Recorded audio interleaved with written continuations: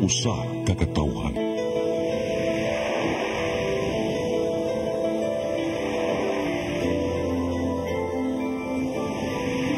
Cebu Catholic Television Network.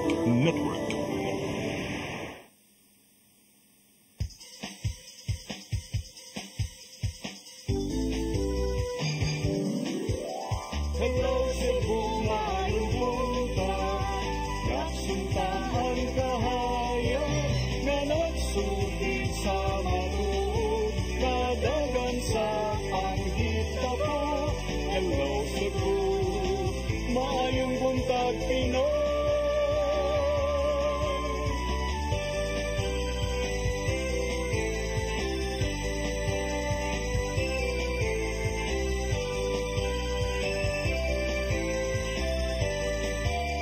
Ang katutunan sa mga katahan. Hello, Cebu. Hello, Cebu. Maayong buntag Pinoy. Maayong buntag Pinoy. Maayong buntag Pinoy. Hello Cebu, may buntag Pinoy. Adlaw karon nga Martes, Oktubre 22, tuig 2024. Maayo og mabugnaw buntag kanatong tanan sangan sa atong regular anchors nga silang Maluino Canto Tabarog, Attorney John Destacamento. Ako na ang inyong makig-uban-uban alang sa paghatod sa mga nagunang mga balita o paghisgot-hisgot sa mga nagunang issue. Ako si Gian Navarro. Atong sugdan ning ato ang tulumanon pinaagi sa kini labing maynungdanon nga weather update gikan mismo sa Pag-asa Mactan. Makauban na nato gikan sa Pag-asa Visayas si Miss Van Sabillano. May buntag, Ma'am Van. May buntag sa tanan, mao kini ang ato ang pinakuling kahimtang karon sa ato ang panahon. Ang bagyong si Christine kay nikusog na niyog nahimo na ning usa ka tropical storm. Ug gani ng alas 4 sa buntag, na ni siya ron nahimutang sa may 390 km silangan sa Virac, Catanduanes. Si Christina ni siya kakusgon sa hangin na 65 km per hour dito sa tunga ug pagunos nga mabot og 80 km per hour. Nirugpod niya siya sa direksyong westward sa kapaspason nga 15 km per hour. Ug tungod na ni dito sa Cebu ug uban pang dapit sa Visayas na makasinati ng padagumon nga kalangitan, aduna tay mga katag-katag ng mga pagulan, panugdog ug kilat. Posible ni makadaog mga flash floods ug landslides labi na during moderate to heavy na mga pag-ulan. Samtang sa atong hangin ug kadagatan, nagpabiling gyapon nga kasarawan ito ng pusog ng pagpurot sa hangin na nagikan sa amihan ng silangan ngadto na sa amihan ng kasadpan ang magsilabi din diri ug ang kadagatan kay kasarangan ngadto na sa Mabalurong. Dinhiro sa Metro Cebu, diriro sa Cebu kay naata kami ni issue nga heavy rainfall warning. Naka-orange karon dito ron sa Todenda, Pilar, Poro, San Francisco, Daan, Bantayan, Madrilejo, Santa Fe, Bantayan, Delian, Bogo, San Remeo, Tabogon, Borbon, Tabuelan, Tuburan, Sugod o Katmon. Samtang yellow dito ron sa Astutas, Carmen, Danao, Balamban, Compostela, Liluan, Cebu City, Toledo, Pinamungahan, Lapu-Lapu, Consolacion, Mandaue City, Cordova, Manila, Naga, Aluginsan o San Fernando. Ug para sa ato ang hangin ug ato ang kadagatan kay karon muhunas ni siya ini kalas 8:18 ug muhutaob na pud kini ni kalas 2:33 sa hapon. To ang temperatura kay nagasukad ni karon sa 25 ngadto na sa 30 degrees centigrado ug atong adlaw kay mosawp kay mga 5:24 sa hapon. Philippine Standard Time kalas 8 Gs. Dini ng kutok kita sa Pag-asa Visayas DOST din sa Mactan, Van Sabillano. Ma'am Van, nakoy mga gamay nga mga pangutana ilabi na sa itong gibantayan karon nga bagyong Christine. Sa ato, sabay masinati nato una sa ato ang lakat sa panahon in Cebu in general until tonight, magpabilin ba nga kanang dag-o mo, doon na ba'y mga masinati nga mga kusog-kusog nga mga pag-uwan, Ma'am Van? Sa karon is mag-expect ta karon na naagihapon ang mga pag-ulan for intermittent na mga pag-ulan karon for the whole day. So sa karon naka-issue ta karon og heavy color-coded heavy rainfall warning. So mostly ani is naa sa may central padung na dito sa north, and mas taas ang atong na-issue karon dito sa may north na nakaabot siya og orange, and wala pa nato gi-rule out na possible ta na maka-issue po ta og red dito sa may northern part po sa Cebu. So, ang ato sang hangin, 15 is kusog man ni siya into a tropical storm, is mag-expect ang nagya po tayo kusog to na hangin. So, karon natong hangin is na naman sa may moderate to strong na sa pagkakaroon.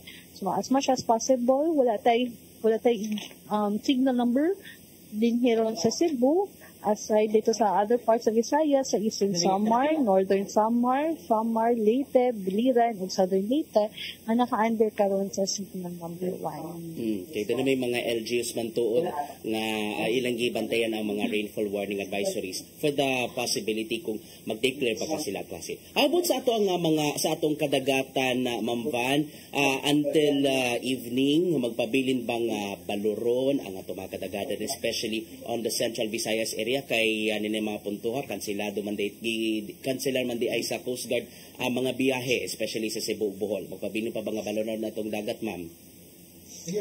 Yes sir, sa pagkakaroon sir, ang ato ang kadagatan is naman ta karon sa moderate to rough. So karon dili gihapon nato ma-rule out na medyo mukusog pagyapon ang ato ang hangin. So most probably ang atong kadagatan pud nga ani is mobawd na gyud siya. So especially sa kadong mga gagmay mga sakayan is medyo delikado na ni sila nga mugawas sa kadagatan, and naa sa time kani mga biyahe, especially mga fast craft, if ever gani dagko na siya ng ato ang mga bawd, is nasa uban na nila na makansel na gyud. Alright.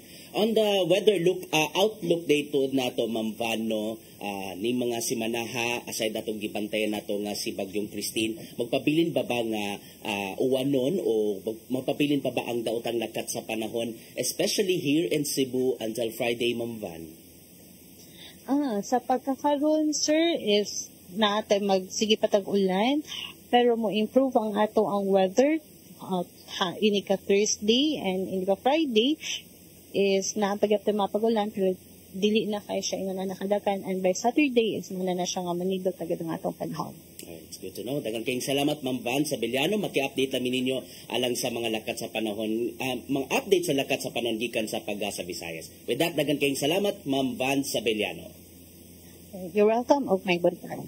Okay, ato ka na nga sayron ang ato ang mga front pages gikan sa mga nagunang mantalaan sa lokal o nasyonal.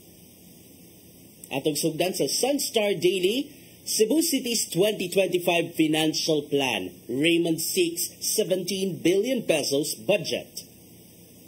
Sa Super Balita, patay, giugat o giabusuhan. Ay tabo ka na dito sa Dakbayan sa Karkar.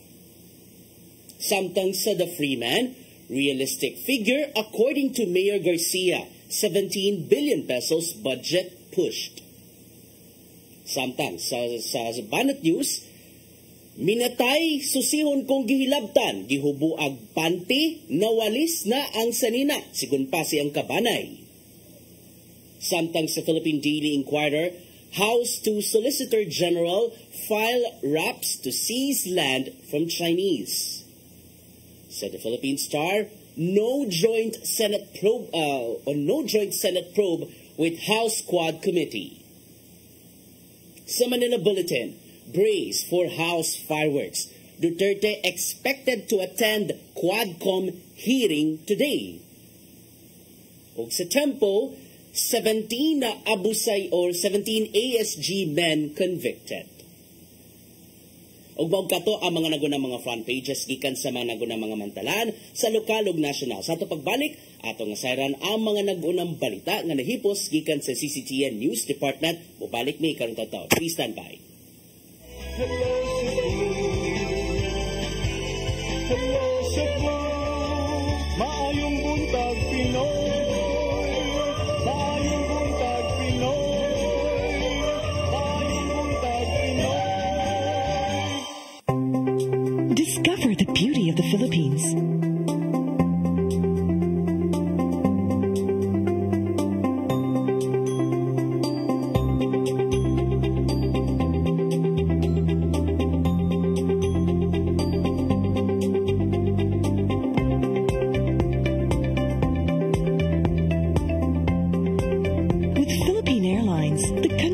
direct carrier.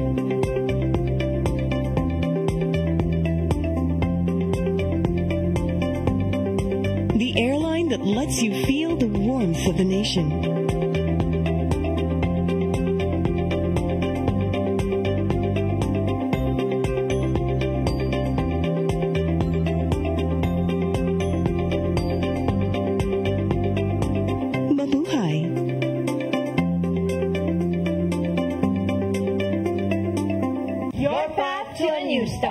Nutrition, exercise and elimination, water, sunlight, temperance, air, rest and recreation, and most of all, trust in God. Learn from our doctors. Be blessed by the testimonies of our overcomers. Ang inyong programa, Alam sa may sakit, walay sakit, ug dili ganahan magkasakit. OzoneMed Wellness Clinic New Start. Napapanood every Saturday, 8 to 9 a.m. Og ang replay airing matag Miyerkules, 1:00 hangtod 2:00 sa hapon. Dinhilang sa CCTN Channel 47. New Start, OzoneMed Health and Wellness Talk. St. Michael the Archangel Parish presents Servium the Charity Gala on October 26, 2024, Saturday 5 p.m. at the IC3 Convention Center, Cebu, for the benefit of the ongoing church construction of St. Michael the Archangel Parish, Lambusan. For more inquiries, reservation, and details, just contact Iman 0917-179-1623 or email us at smap.lambusan.cebu@gmail.com.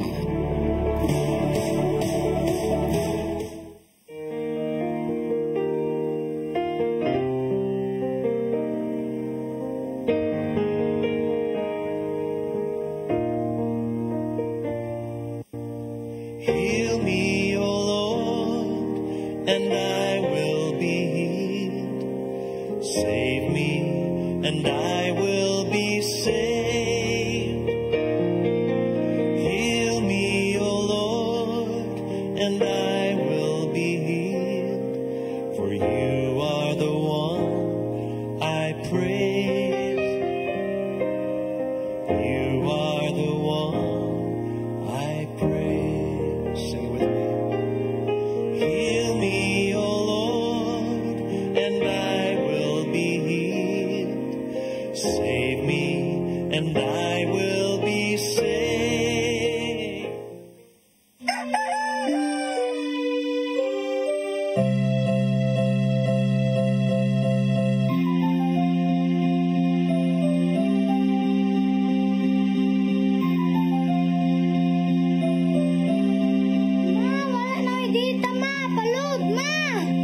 Sorry ma'am, na-late ko. Nagita ko nung para internet sa kong anak ma'am. Ay, wala na yung problema. Mag-Sinisibu! For your internet connection, And for the signal of your cable TV. so fast, just spread the transmission to your phone. Sinisibu! Offers you to have fiber optics. For your viewing experience, perfect and clear so far. So great and affordable for you to enjoy.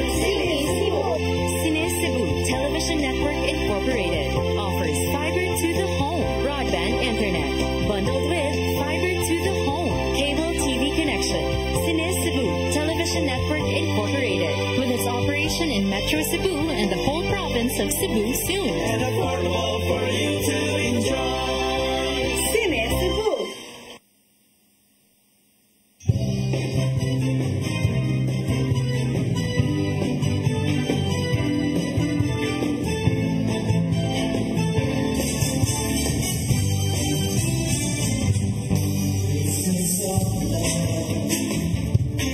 This is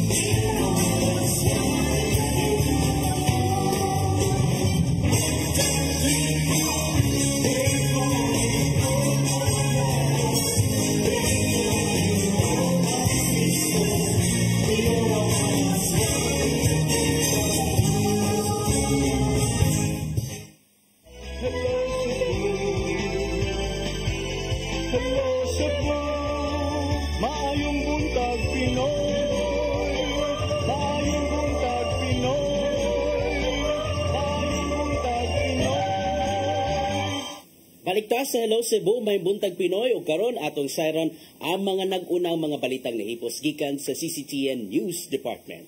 Ug karon sa kumpletong detalye sa ato ang mga balita karong buntaga. Dakbayan sa Subo gipaubos na sa blue alert status subay sa pagpangandam sa pag-obserbar sa kalagkalag ingon man sa daotang lakat sa panahon.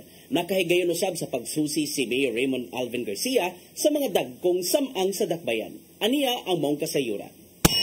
Gipangandaman sa kagamhanan sa syudad sa Sugbo ang panahon sa kalagkalag sunod simana ug ang gilaumang daotang lakat sa panahon. Giyuyon ni Mayor Raymond Alvin Garcia ang sugyot sa Disaster Risk Reduction and Management Office sa Dakbayan na ipaubos ang tibok Cebu City sa blue alert status. Pasabot nini gipaleto na ang tanang mga disaster team ug mga hingtungtang department heads alang sa pagtubag sa posibleng mutumaw nga mga alarma. Kini aron daling makatiman ngadto sa mga Sugboanon kung adunay mga kakulian niya ng panahon na.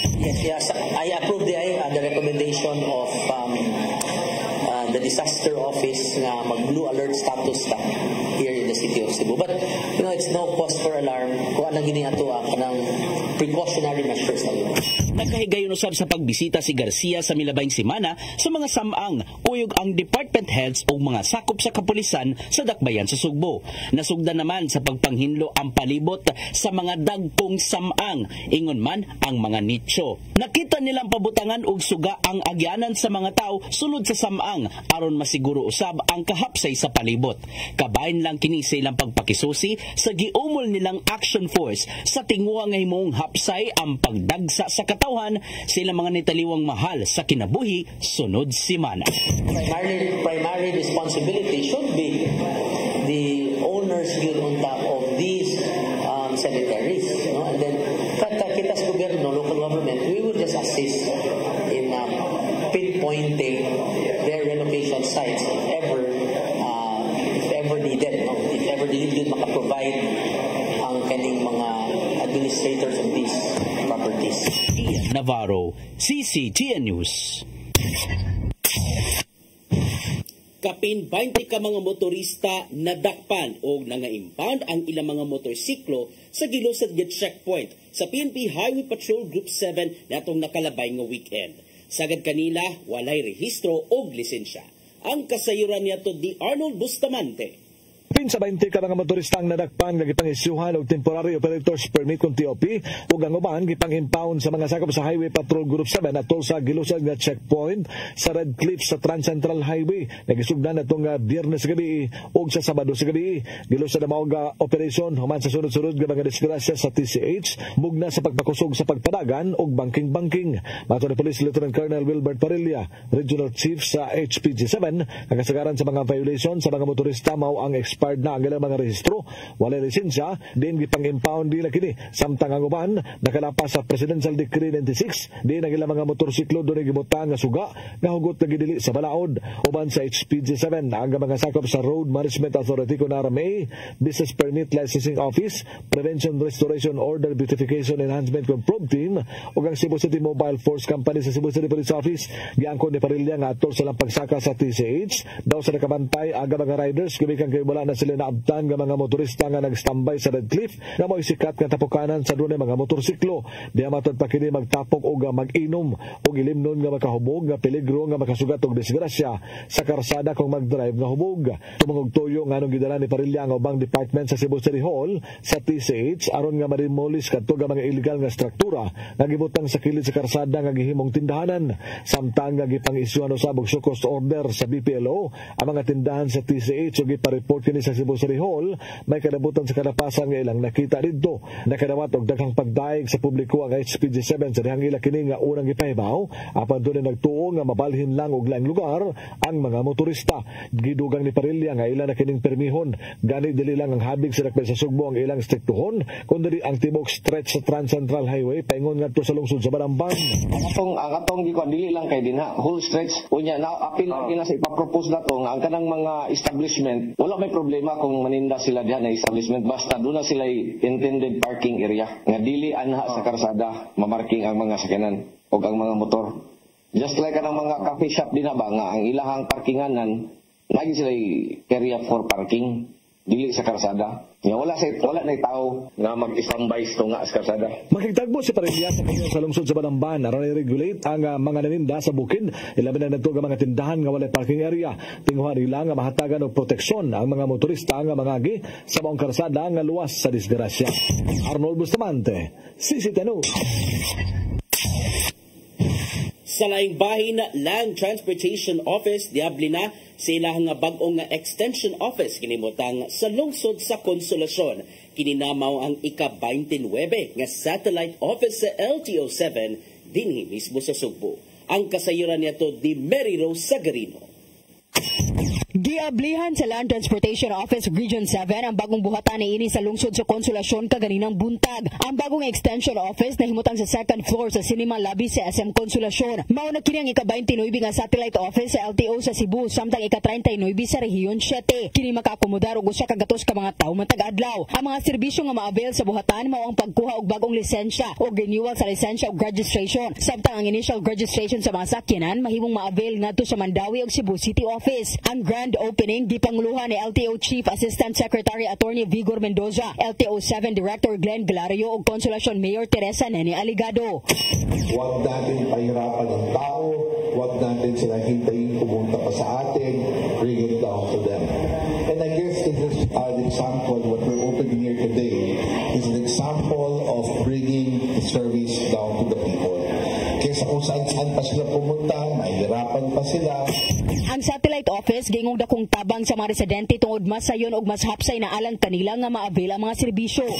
So I hope that with this facility, this can give ease to my people and again, a solution to the problem that I am very confronted with. So welcome, and this is maybe God's plan that people in Konsolasyon bigyan ng kaligayahan, bigyan ng comfort and ease in doing and business and taking the necessary licenses, which is a key to their safety and their success. Sa pag-abli sa buhatan, gilauman nga maminusyan ang mga motorista nga walay lisensya. Ulihin, sabi niya, well, we don't tolerate people driving without license, people who drive motor vehicles without registration. We have zero tolerance for that because sabi niya, it's good for the people, it's good for our kaban kasi we generate income and safety, road safety. Mary Rose Sagarino, CCTN News. Tulo ang patay, samtang laing tulo ang kritikal sa initabong disgrasya dito mismo sa dakbayan sa Karkar. Din ang sospek nga nakaharos sa mga biktima usa ka sangguniang kabataan counselor sa barangay Liboron o kung nagikustodiya na karon sa masakop sa kapulisan. Ang kasayuran niya to di Arnold Bustamante.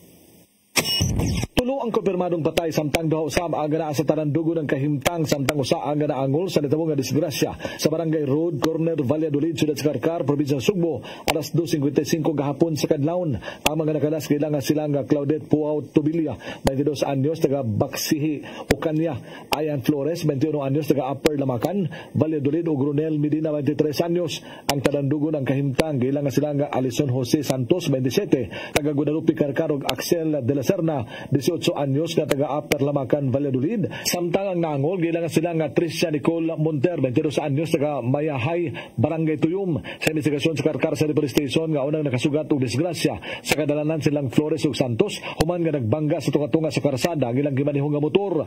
Nagian sila ni Tricia Monter nga nagmaneho sab siya nga Yamaha Aerox gikan sa Barangay Liboron nga padung-naon nga mauli sa Barangay Tuyum. Nga tungod ani nihunong sila aron na mutabang apan dunay kusog nga nagdagan nga Honda CR-V nga gimaneho ni Raba Joseph Orias nga mao'y miharos nila sa tunga-tunga sa karsada nga may resulta silang pagkalagpot. Dali ang ipangdala ang mga biktima sa Cebu Provincial Hospital sa Maong Dakbayan apan tungod sa kadaot sa ulo ug lawas nakabsang gyud sa kinabuhi ang tulo. Si Police Lieutenant Colonel Brian O'Neil Salvacion ang hepe sa Carcar City Police Station kanayon nagyandam na nila ang kasong reckless imprudence resulting in multiple homicide ug multiple physical injuries. Iyang gibutyag nga kung doon na may pagsabot-sabot sa pamilya sa mga nakalas o sa suspitsado dili sila manginlabot nini basta ilagyod nga ikiha ang driver nga si Orias. We will not facilitate any negotiation di man na trabaho towards that. Sa pagkakaroon na insidente in the absence of a settlement or any agreement between both parties or all parties involved, so mag-stick ni sa mga trabaho sa kakaroon. So for now, ginayos na mo ang proseso sa pag-file of case against the suspect. Pasyon nga nakainom yun ang driver sa SUV nga si Orias sa pandili siya makabutyag kung kinihubog ba. Tungod nini mihatag siya og sugyot sa konseho sa Dakbayan sa Carcar nga maghimog ordinansa nga limitahan na sa mga imnanan ang oras sa paghatog ilimnon nga makahubog silang customers. Mato ni Salvacion nga iyang gisugyot mao nga kutob na lang sa alas 12 sa tungang gabi ang pagtugot nga mag-inom silang syudad ug kung doon na ni ordinansa ang Dakbayan sa Carcar ila kini istrikto nga ipatuman. Because of this incident, we are now proposing and we are in talks with the LGU with a proposal to limit the time of serving liquors sa kining mga imnanan nato diri sa ato ang syudad. Awag niya sa katawan sa Carcar nga likayan gyud ang pag-drive sa lang mga sakyanan kung kini nakainom o hubog na aron dili makasugat og problema. Arnold Bustamante, CCTV News. Sa atong katapusan nga balita karong buntaga, tindahan og sinina dito sa Dakbayan sa Lapu-Lapu gilungkab. Diin nadalagayod sa mga kawatan ang vault nga matod pa kung namatod pa sa tag-iya dunay sulod nga mga alahas nga nagkantidad og 7 milyones ka pesos. Ang kasayuran niya to di Crystal Joy Felerca. Makita sa CCTV footage ang pag-asa sa vault sa duha ka lalaki ato sa ilang pagpanglungkab sa usa ka tindahan sa Barangay Paho, Dakbayan sa Lapu-Lapu alas 4 sa kadlawon kagahapong adlaw. Ang maong tindahan ginganlan og jewelry shop apan mga beauty products og nagkadayang mga bodega items ang tinda niini. Sa nadawat nga blotter sa Lapu-Lapu City Police Office alas 10:20 kagahapon sa buntag, 500 pesos og 3 ka cellphones ang gideklara sa mga tag-iya nga nakuha sa mga suspitsado. Apan sa dihang nahinabi sa CCTN News Team ang tag-iya sa tindahan nga si Julie Pabatang, ang sulod sa maong vault mga alahas nga nagkantidad og 7 milyones pesos. Tungod kay gawas sa mga baligya sa iyang tindahan, nagbaligya usab siya online og mga alahas. And ang sold sa vault ma'am is ang sobra sa ilang halina ng gabi na kay sweldo Manila mga how much to? 2,600? Mga 2,600 then ang kanang alahas ma'am amo man na isulit to sa vault. Napilangan vault din ang alahas dito ma'am. Mga 7M gyud purot gyud tanan hasta akong mga personal nga alahas to agi dito tanan. Ang kapulisan nangayo pa og resibo sa mga alahas aron sa pagpamatuod sa kantidad sulod sa maong vault. Desidido ra usab mohatag ang tag-iya og gihikay na usab kini nila. Matud ni Police Lieutenant Colonel Christian Torres, ang spokesperson sa Lapu-Lapu City Police Office, nga ang pagsulod sa duha ka lalaki adunay force entry. Force o guba ang roll up sa kaning establishment. Then dito na gini-entry sila sa roll up. Then gipangkuha na itong mga valuable nga mga butang. Ang duha ka lalaki nagsakay og motor og sa ilang pag-iskapo gisaba kini sa nag-backride og didto kini ni gawas sa dakbayan sa Mandawi. Sa pagkakaron aduna nay mga persons of interest ang kapulisan ug padayon pa nilang gisubay ang mga CCTV footage. Kaganihang udto naabdan sa CCTN News Team ang pagbisita ni Mayor Junior Dahong Chan sa mong tindahan ug nipasalig kini nga mohatag siya og reward sa makatudlo sa mga suspitsado. Post na to ang CCTV footage and then mana para mas madali we're given reward sa makatumbok kung kinsa man nakaila itong duha ka suspitsado nga mo nilungkab aning tindahan. Cristel Joy Filerca, CCTN News. Umog kadto ang naglangkob sa mga balita nga nahipos sa CCTN News Department. Inyo ka na nakita sa Sari 47 kagahapon sa CCTN Channel 47. Sa atong pagbalik, atong padayon ning tulumanon sa paghisgot-hisgot sa mga nagunang mga issue dinhi sa TUA o sa National. Mubalik pa mi, please stand by. Hello Cebu, maayong buntag Pinoy. Maayong buntag Pinoy. Maayong buntag Pinoy. Discover the beauty of the Philippines.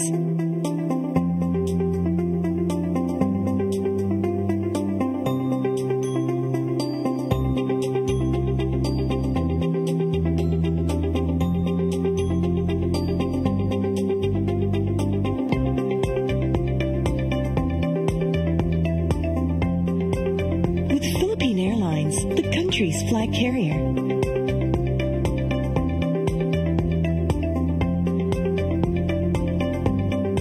The airline that lets you feel the warmth of the nation.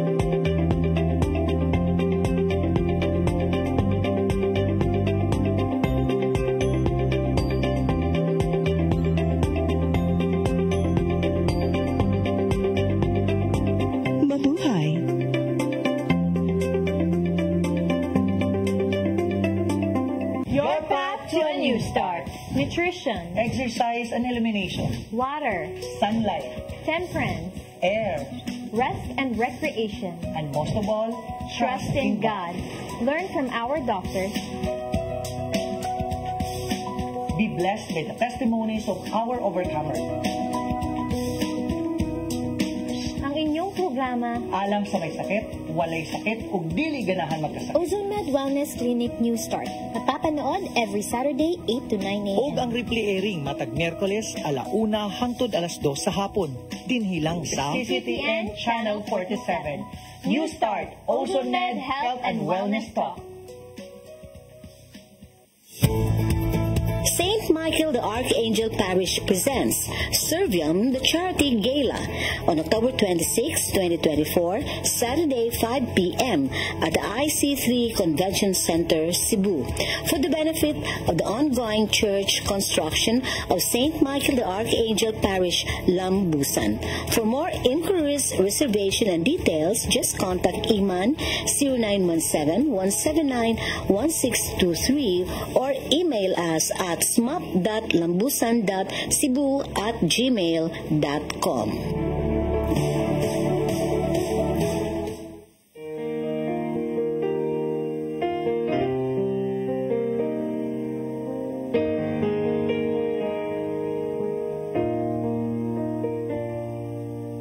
Heal me, O Lord, and I will be healed. Save me, and I will be saved.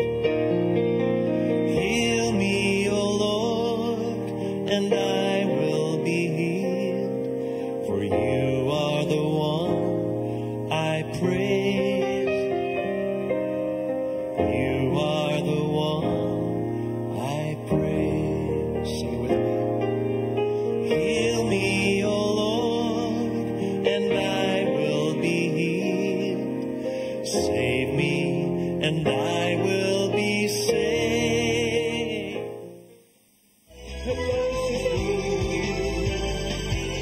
Hello, Cebu. Maayong buntag Pinoy. Maayong buntag Pinoy.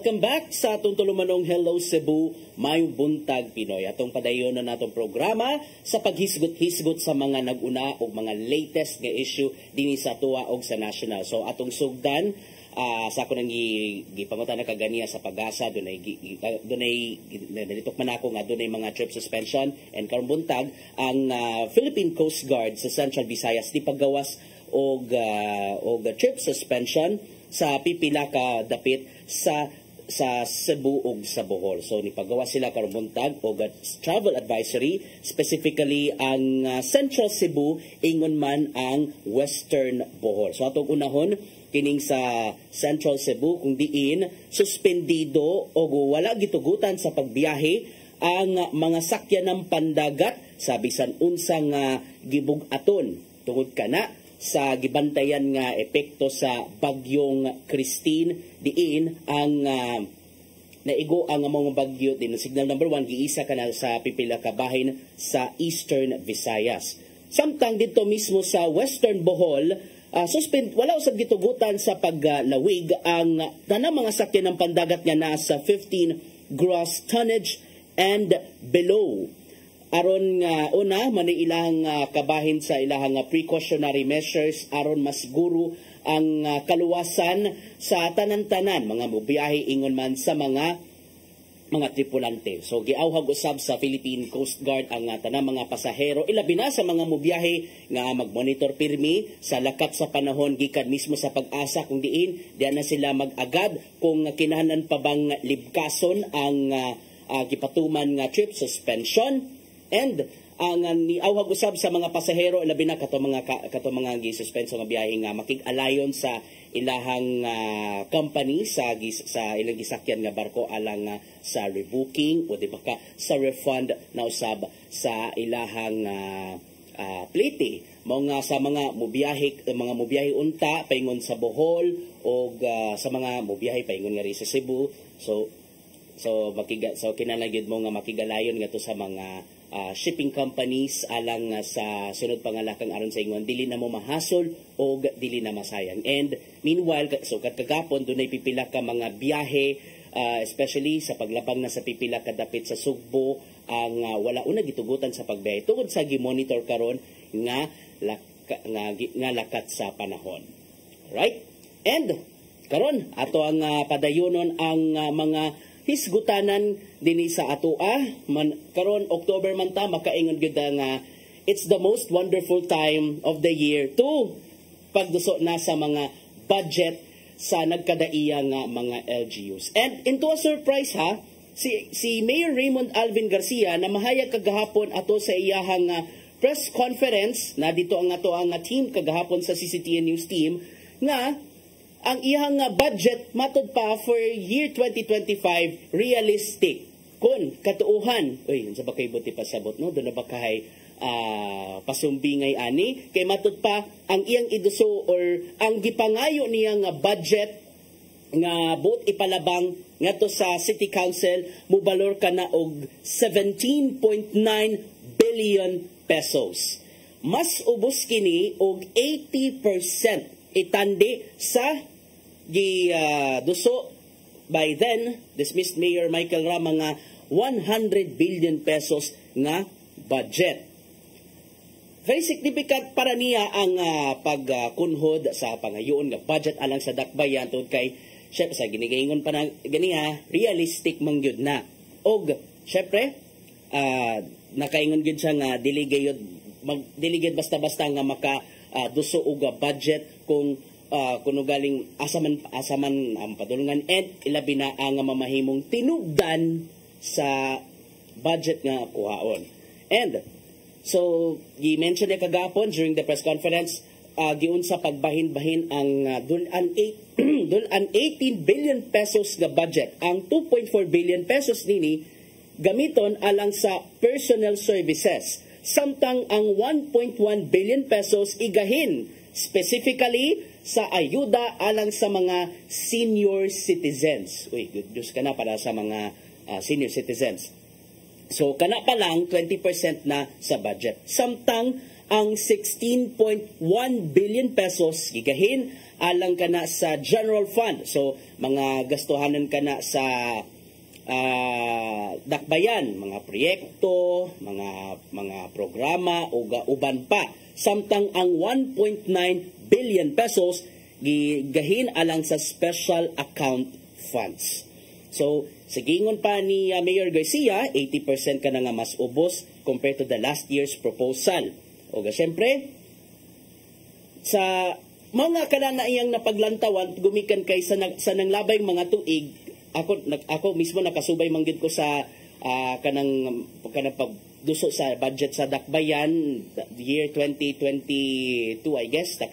Gayon tag-interview ni Garcia kinsa nga vice mayor niya ng panahona o nang gibutyag nga 50 billion pesos ang gipangayo nga pundo, and then pagkasunod tuig 100 billion pesos. Hinungdan nga karon, I don't know, I guess karon niya na sulti nga did ay tuod realistic ang pundo. I mean ang budget proposal alang sa dakbayan.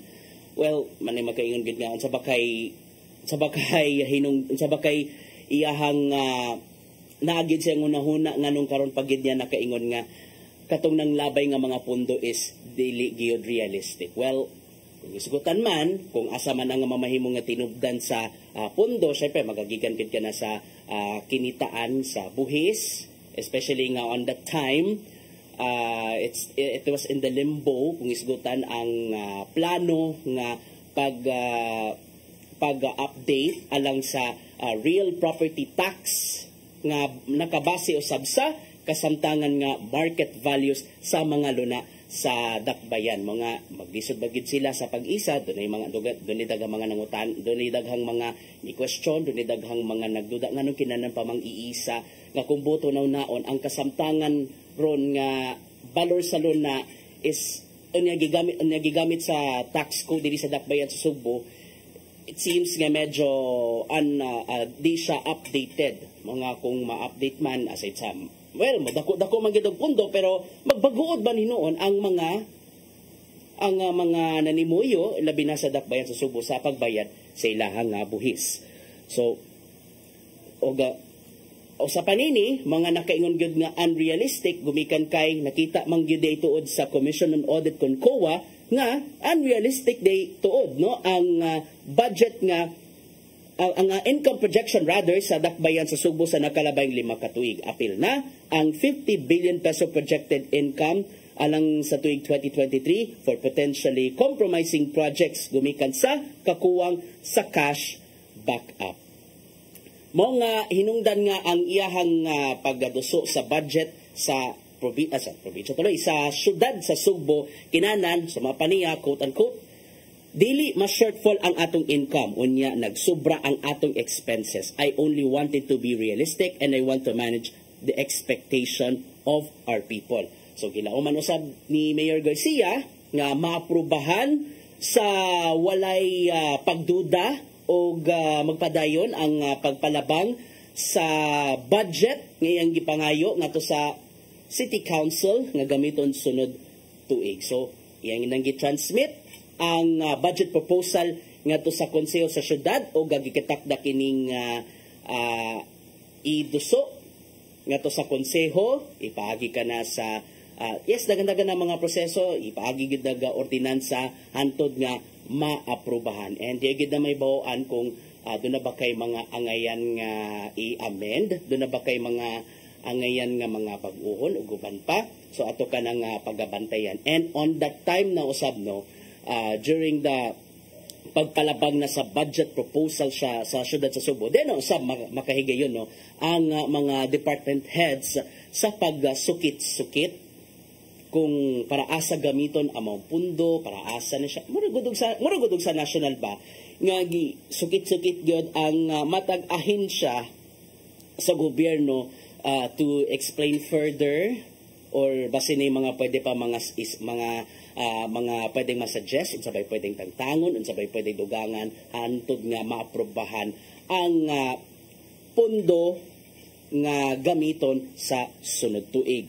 O syempre, kung sa dingi pangutana sa mga reporter si Mayor Garcia kung unsa bakahay masulti sa mga konsehal sa higayon nga maduso na ang matud pa realistic ka budget sa dakbayan, makaingon gyud or makalaon siya nga makaingon ng mga konsehal og aleluya.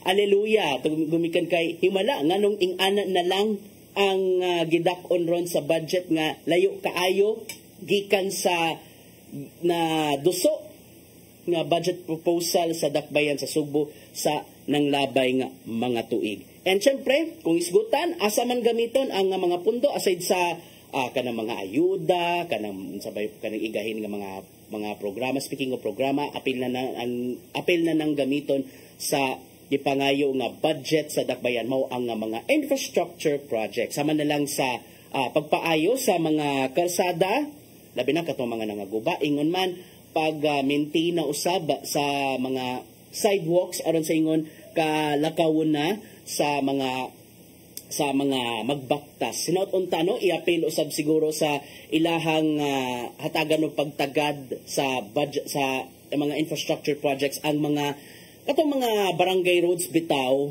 nga buto na naon din may mga kalsada sa barangay nga halos na pasagda na o sama na lang dito sa barangay Apas kanang gikan sa IT Park nga pastilan murag kung buto na naon murag kung nagsakay og roller coaster sa kagrabe sa libaong gumikan kay wala na may repair. I don't know what happened nganong na dugay-dugay man day tuod no nganong it will take so long una pa ma-repair ang maong nga kalsada so nautunta nga matagan usab kana og pagtagad. Sanglit, ang budget nga gipangayo pa sa sunod tuig is doable. Makaya raman usab. So nautunta nga nautunta nga ato kana pagasubayan so nautunta nga makaya gid na sa city council nga walay mo question unless kung adunay kung kinsa bakang konsehal sa syudad no ang both po question. So ato kana nga pagasubayon ang pagduso sa budget proposal alang na mismo sa dakbayan sa Subo. Okay, gumikan kay ni padayag naman usab si si Mayor Garcia sa budget proposal alang sa dakbayan sa probinsya usab. Nagsugod daw usab sa pagpalabang sa budget alang sa probinsya sa Subo sa sunod tuig nga mukabat niya to sa 25 billion pesos. Mas dako ni no itandi sa 23 billion pesos nga gigamit ning tuiga dinhi sa probinsya sa Subo. So sa pagkakaron aprobado na sa first reading ang budget proposal nga gipangayo ni Governor Gwendolyn Garcia human gipalabang sa regular session kagahapon sa Hunta Provincial. And kung pagkaisgutan gid nato ang kung unsa bay kanang appropriations or pagbahin-bahin sa maong budget proposal sa probinsya, so including ang na-include aning 25 billion peso budget daw ang 14 billion pesos nga annual investment program nga naaprobahan last week sa Provincial Development Council. Ang 14 billion pesos maglangkob ka na sa managlahi nga mga programa, din gilagway ka na ni board member Glenn Anthony Soco nga wish list sa gobernador alang sa pagpadayon sa mga programa o sama na lang sa mga infrastructure projects, dunay mga ayuhon aside sa dunay pasimentoan nga mga kalsada, dunay itukod nga mga buildings sa managlahi nga mga kalungsuran, pagpalambo pa sa medical services gikan mismo sa mga medical facilities nga gipanag-iya sa Kapitolyo. Ingon man ito surprise usab mga kaigalaan nga apil aning AIP more or less 1 billion pesos gigahin alang sa pagbaton og power supply specifically ngadto sa isla sa Malapascua. Diin una nang gibutig ni Governor Garcia nga ang Kapitolyo na mismo may bahala sa pangita o tinubdan sa kuryente human nga gikanselar na ang ilahang panagsabot sa ilahang supplier which is the Power Source Philippines. And apil usab sa maong mga pundo nga gipalabang sa Hunta Provincial mao usab ang 371 million pesos alang sa Disaster Risk Reduction and Management Plan, ingon man 1.25 billion pesos alang sa Gender and Development Plan which is na-aprobahan usab sa meeting sa PDC, sa PDRRMC, sa PADAC ug uban pa nga mga council last week diya mismo sa Kapitolyo. So nagkanayon mismo si board member Soko nga so far kinina na mismo ang labing dako nga budget sa kasaysayan sa probinsya sa Sugbo. Og kung isgutan kung kaya ba mapunduhan, kaya raman sab. Tungod kay ang budget mismo sa probinsya wala naman magsalig sa kung pila may ihatag sa national tax allocation. It's because I don't know nga nung wala naman kayo sila magsalig ubikat kay sa mga pasagi ingon ni board member Soko sa atong interview kagahapon nga ligamian ra pero makaya ra nila tungod kay locally sourced kasagaran ang pundong igahin sa probinsya din magagikan ka na sa real property tax ingon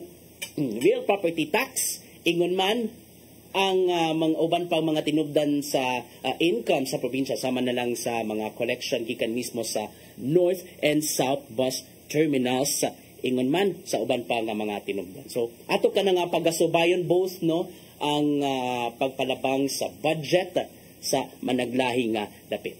Okay, gumikan kay hapit naman gid magalas 9 ato nang palotson ang atong pulong og kinabuhi gikan ni Tatay Dodong Limchua.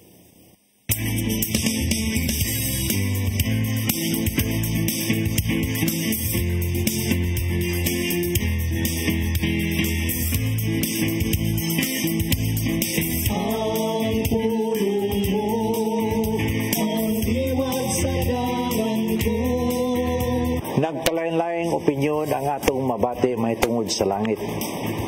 Ana bagay langit. Unsa mayud kining dapita. Kitang mga magtotoo dinhi sa atong simbahang Katoliko mituo sa atong mga pagtuludan na nagayoy langit.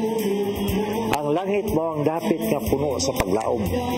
Kay sa gipadayag 21:1 nagingon, unya nakita ko ang usa ka bagong langit ug bagong yuta. Kay nahanaw naman ang unang langit ug ang unang yuta, ingon man ang dagat. Sa ato pa ay dili dayon ang atong pagpuyo dinhi sa kalibutan. Kay human sa atong kinabuhi dinhi, buadto man kita sa bagong langit.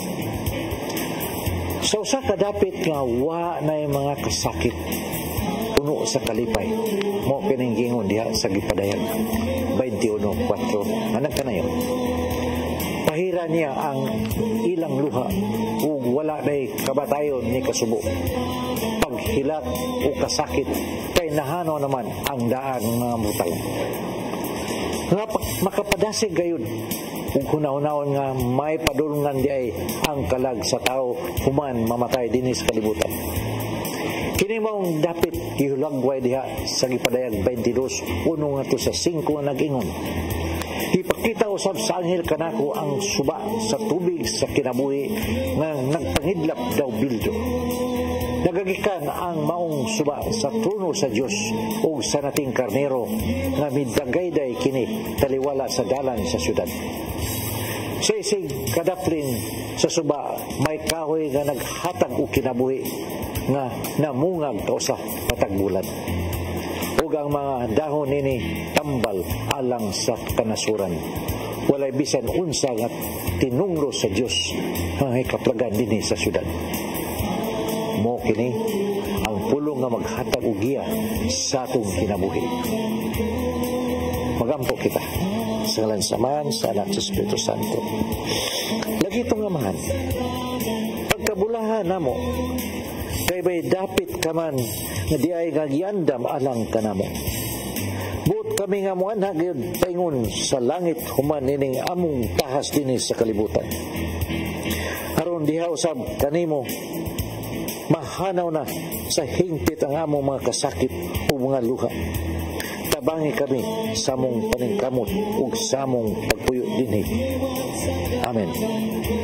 Ang samahan sa Anak sa Espiritu Santo.